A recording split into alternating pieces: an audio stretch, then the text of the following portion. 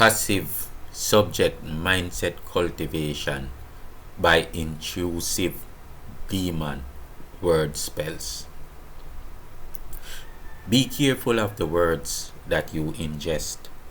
You can be possessed by an evil idea, and a legion of thoughts might possess you. Just to listen to them say that Harry is a bad person might be the danger to you if you receive it without heart and conscience. A legion together to the degree of a persona is intertwined so much that it is an entire mindset you could call a cult.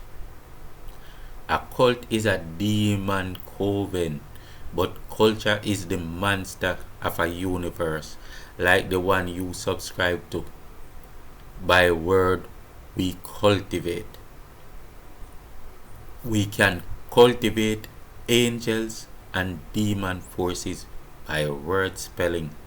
One word, just by a subtle twist, we could transfer to a legion of light or darkness. Watch those words. I am serious. The day he wanted to be the noble, he knew he had to create the peasantry. He created the passive, mediocre subject mindset induced to the masses to make them servants or slaves. And he accomplished this by the wisdom of abracadabra, word spells, intrusive demon word attachments, and stigmas to the conventional vocabulary. Word sound is power. Since we have words forever, and even those that have their third eyes closed have words, let us see how far we will use words to connect with the spirit realms and break these mighty chains. Hello again, my people. It is Skywalker. Again with this little ray shone through a crystal, and then it magnifies to the central sun, flowing from thought of mind to all mankind. Every time you are given a new order or paradigm, a world paradigm, a reset, it is not talking about setting the clock or the sun that sets. It talks about resetting the mind, your mind, mindset cultivation, new norms. Your standards, your beliefs, or your understandings are gradually changed by cultivating spirit spells of white or dark matter, depending on the desires of the gods of that paradigm. Don't you think you should have a say in this process? Or maybe I am mistaken, for you always tell me to trust the process. Trust the process that will process you from outside of you. The major spells to be applied are that of words and how they will be defined. Some are merely repetitive, some are restricted, some are redefined, some stigmatized, and these we will explain more clearly. And new ones are introduced. New words are consistently introduced every now and again. In having this done, stereotype-based peer pressure, propaganda, trauma, and a usurping of legalities are often common at this stage. At that point, the end of the world, the moral standards of their leaders begin to wane, and trust in them is no longer on a high. It is the end of the world, but a new one is being born. At this higher order of the societal ladder, the mere presidents, governors, or kings step aside, even though you still see them in office, but they have stepped aside, and now they must join together as the herd they governed and take orders from the auxiliary of shadow gods, who will now become the influencers that give instructions. A resetting task is above the level of a mere political ruler's pay grade. It is now time to move up the order to the gods, who was always in the shadows, watching over all. But the chain continues up to that unseen power that even at this point is never revealed to the masses. If you see the trick, you will never appreciate the magic. I will show you something indisputable, and you can research this for yourself. It exposes a secret of how to create confounded vision, Baba, like the spell of Babel, to a mass heard by spelling. It exposes a secret of how to create confounded vision to a mass heard by spelling. We can't get ahead of ourselves. But do you know that the word appreciate is interpreted in its shadow meaning or shadow form? This is just one of many, but I chose this one. Appreciate means to apply hate, meaning that one has no gratitude or thankfulness for, but one hates. You were told to hate by subliminal suggestions. Hate that which is best at all time. Hate that which is best, that which you would show gratitude. You hate what is best. When this subtle concept is in your subliminal, when it's in your subliminal, it's always to convince you otherwise. It is always easier to convince you to step away from the path because you always apply hate to what is good, hate to what is something given that you should be grateful for. You have to be living in that mindset, anti-good mindset. I want you to even probably stop the video and think about it. When something is not as precious to you, it is easier to dissuade you from it. So you are always living in that confounded vision. It is almost like if your mother is not good, it is easier to dissuade you from your mother. It's something you apply hate to all the time. You were told to hate by subliminal suggestions, while consciously you thought that the thing was about good gratitude.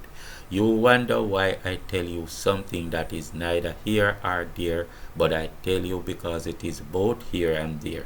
These are some of the worst of the intrinsic demon spells because they are most subliminal and sitting in the human cosmic as a part of its luminaries until they are triggered. And we will have to uproot the entire demon spell language of English to get rid of the adverse and hateful spirits it breeds in the masses.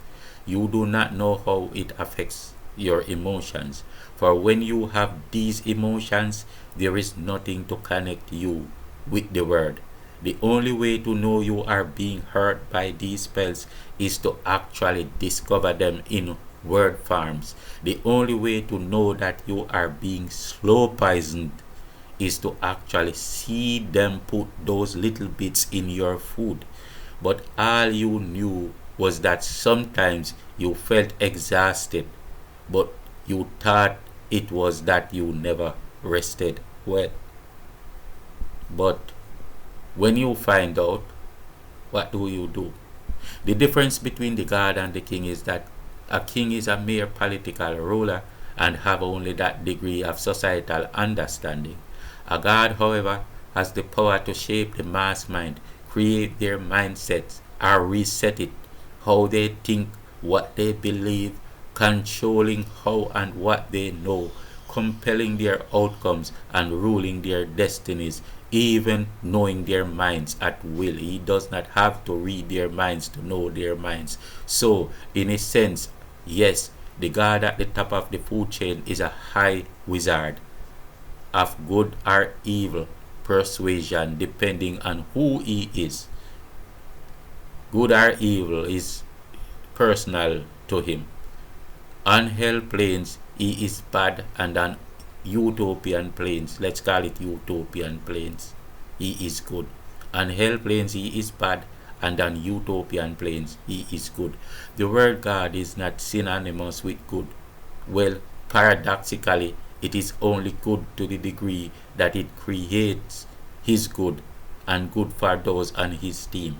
Imagine a deer out eating from the trees to make milk and go to feed her young ones. That is good for the deer and her young ones. A lion comes and kills that deer to take home and feed his hungry cub. Do you say that the lion was evil or had evil intentions? Do you say that he brought evil for his cub, or did he do them good? Well, he did not do good for the deer or her young ones. In the case of the hell plane, you are not a deer, but you already know. And you told me so. Sheep. The gods give them limited thought processes, as when you take a cult, like Christianity for example, you automatically transform. The only way to be changed in the twinkle of an eye is to receive a cult. A cult is a persona created by a word spell. It is a soul edifice, a complete structure.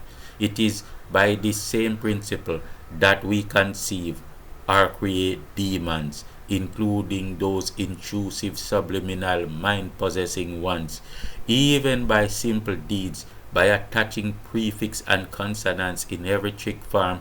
Can we attach stigmas to words and change their definitions, but only in the subconscious mind. Consciously, we believe that the word is still what we thought it was. For example, when it changed from originals to abhor originals, originals change to abhor originals, or we say it's just a homophone plus a series of coincidences when the word blackmail, referring to one oppressed in that manner, is pronounced exactly as a black male, the man who is always wrongfully accused and then destroyed for the accusations. Moreover, because we have our third eyes closed, we do not relate to the fact that our subconscious is hypersensitive, and will separate the fact that we suggested that one abhors the originals who are generally presented as black. And again, we suggest that the man who is black, a black male, is the definition of the one to be accused, meaning he is this dispensable one. These are what we refer to as intrinsic curses. They are applied by demon word spell attached to a vocabulary. Demon word spells attached to vocabulary. They are perpetual curses that will keep that black man, that black male, in the realms of a black male, under the drama of a black male, forever chosen as a black male until the spell is broken. How or when do you break a curse when it is hooked to the cosmic of a paradigm and stigmatized to a word often repeated? These, along with every dark cult, are some examples of intrusive, mind-possessing demon spells, but we have not scratched the surface yet.